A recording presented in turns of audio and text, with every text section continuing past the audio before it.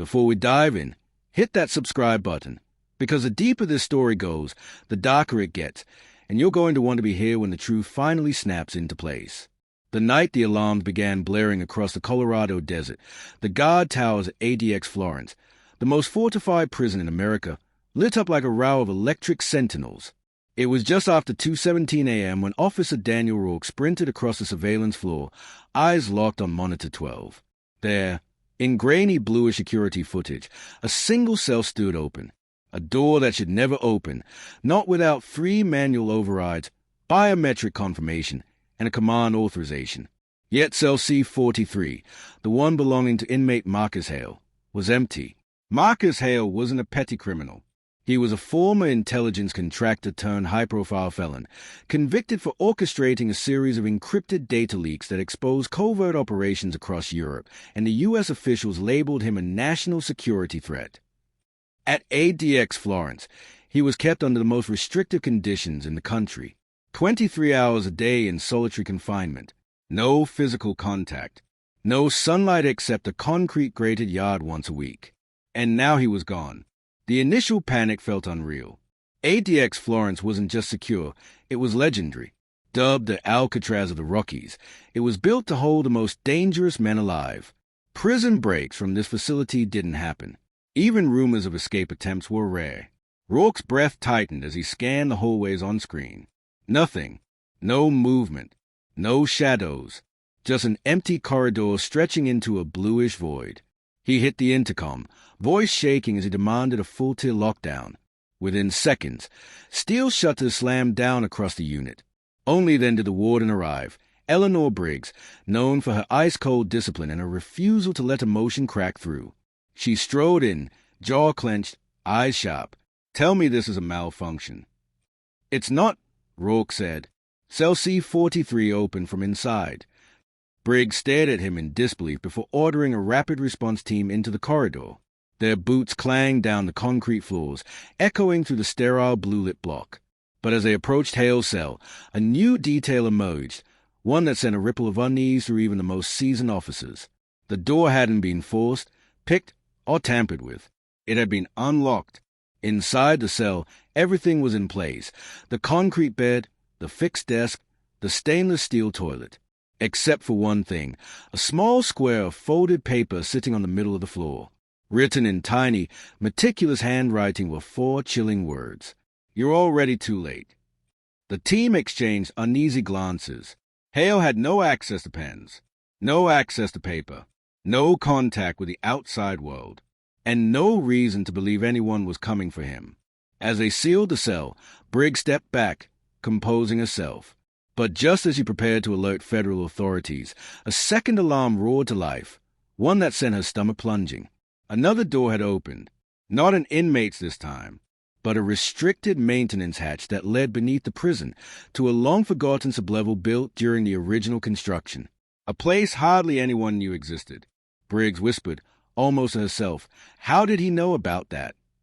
But when the rapid response team descended the stairwell and pushed open the rusted steel hatch, the truth hit them with paralyzing force. Someone had been down there recently, and they weren't alone, because at the bottom of the passage, illuminated by a faint bluish emergency light, lay something none of them expected. A second handwritten note pinned to the wall. A note that read, "Don't trust the people above you." And that was the moment everything changed. The sublevel beneath ADX Florence was colder than any prison officer had ever felt. The faint hum of fluorescent lights flickered over wet concrete, casting long, jagged shadows that seemed to stretch like claws along the walls. The team moved cautiously, boots echoing in the silence, every step amplifying the tension. Every officer carried a weapon, but the instinctive fear in their eyes told a different story. They were walking into a place not meant for anyone alive. Agent Victor Langley, the FBI liaison called in from Denver, was already on site. Tall, lean, and precise, Langley had handled some of the country's most dangerous fugitives, but even he looked unsettled. This wasn't in the blueprints I've seen," he muttered, squinting at the rusted map of tunnels in his hands. "These corridors are decades old. Only a handful of people could even find them." The first shocking discovery came a few minutes later. Taped to the wall was a USB drive, crudely attached with electrical tape, and a note scrawled in Hale's perfect handwriting. They are watching. Do not follow blindly. No one touched it. Not yet, because at that precise moment, a low metallic grinding echoed from the far end of the corridor. The team froze. Then came the sound of footsteps. Slow, methodical, and unnervingly human. Who's there? Langley barked, gun raised. Silence. Then, a whisper, you're already too late.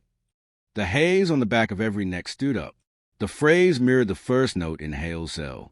Someone was playing a game, one step ahead, inside the prison itself. But who? And how? Rourke, normally unshakable, felt his pulse spike. This isn't Hale, he stammered. No one could move like that without being seen. Langley signaled for a split-up search, a dangerous move given confined space and unknown number of threats. One officer took the left tunnel, the other right, while Langley and Rourke pressed forward. That's when they found it, a hidden control panel, centuries old and coated with dust, yet clearly active. Screens flickered, revealing camera feeds from areas they didn't even know existed. Inside, the tunnels below the prison were mapped with precision. Every guard shift, every stairwell, every metal grate, all accounted for. Langley's voice dropped. Someone built this for themselves. Someone inside the system. Then the unthinkable. From a vent above, a camera feed revealed movement, and not just any movement. A man in a dark jumpsuit, Hale's height, his posture unmistakable, was walking along the upper tier of the prison, moving with ease as if the alarms didn't exist. Impossible, Rourke breathed. His in two places at once.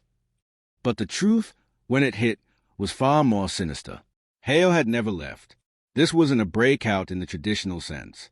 Someone inside ADX Florence was orchestrating a shadow network, using the prison itself as a labyrinthine weapon. And worse, as Langley scrolled through the camera feeds, he froze. On a feed from a surveillance tower overlooking the outer perimeter, a familiar face appeared. Warden Briggs, stepping into a maintenance hallway that should have been inaccessible to anyone but select technicians. She carried a small, black briefcase. Her expression was calm, calculated, almost conspiratorial. Rourke's stomach dropped. She's involved. Langley didn't answer. Instead, he pointed to a final note on the control panel screen, a digital copy scrawled in Hale's handwriting. Trust no one, not even the warden. And that's when the corridor lights went out. Complete darkness swallowed the team, leaving only the sound of their breathing and the faint drip of water from the tunnel ceiling. In that moment, they realized something terrifying. ADX Florence wasn't just a prison for the world's most dangerous men. It was a prison for anyone who tried to uncover the truth. The darkness in the tunnels was suffocating. Every step echoed like a warning. Every drip of water sounded like a countdown. Rourke fumbled for a flashlight, its beam slicing through the shadows, revealing walls scarred by years of neglect. Langley's hand hovered over his weapon, tense, ready for anything, because in these moments, anything was possible. Then, from the far end of the tunnel, a voice called out, calm, controlled, chilling. Welcome. I've been expecting you. It was Hale, not from a cell, not a video feed. He was standing in front of them. But something was different. He wasn't desperate to escape. He was in control, like a man who had been orchestrating events from the shadows all along. Langley stepped forward, gun raised. Hale, explain. How is this even possible? Hale smiled faintly, the kind of smile that made you question reality itself. Control isn't about being on the outside, he said. It's about knowing the inside better than anyone. And some people inside aren't who they claim to be. Rourke's mind raced. The warden, the notes, the tunnels. Everything suddenly clicked. ADX Florence wasn't just a prison. It was a fortress for secrets, corruption, and power games that went far beyond the American justice system. Before anyone could react, a flicker of movement caught their eyes. From the shadows stepped Warden Briggs, briefcase in hand. Her calm demeanor made every muscle in the room tense. Mr. Hale, she said, voice icy, I think it's time we had a little conversation about loyalty. Hale's expression didn't change. Loyalty? You mean survival. Then, without warning, alarms blared again, red lights flashing in the tunnel. It was a distraction, carefully timed. In the chaos, Briggs bolted toward a hidden hatch at the far end of the tunnel. But Langley reacted quickly, catching her by the arm. "You're under arrest, Warden," he said, voice tight with disbelief, "for complicity, tampering, and obstruction of justice." Briggs laughed, a sound colder than the concrete wall surrounding them. "You think it ends here? You have no idea what you've just uncovered. ADX Florence doesn't belong to the government. It belongs to the people willing to play the game. And the game has only begun." Hale didn't move. He didn't need to. The revelation was already sinking in. He had manipulated events so carefully that even the highest authority in the prison had been dancing to his tune. And yet, he allowed himself to remain, knowing this confrontation would expose everyone involved. Langley and Rourke exchanged a glance. The magnitude of it all was overwhelming. This wasn't just a prison break. This was a conspiracy that had lived behind reinforced walls for decades, hiding behind layers of bureaucracy, corruption, and fear. As the authorities finally secured Briggs in the remaining tunnels, Hale was led back to his cell. The chains clicked, the doors slammed. But for the first time, everyone realized a cruel irony. The most secure prison in the world had been used as a perfect stage for the most audacious manipulation imaginable. And then, in the dead silence of the cell block, a guard noticed something chilling. Another folded piece of paper slipped under Hale's cell door. It read, "You thought it was over, but it's just beginning." The camera pans across the silent, concrete hallways. Every shadow seemed alive, every corner a hidden observer. ADX Florence was more than a prison. It was a chessboard, and Hale had just shown everyone who truly controlled the game. For those watching, one thing was certain.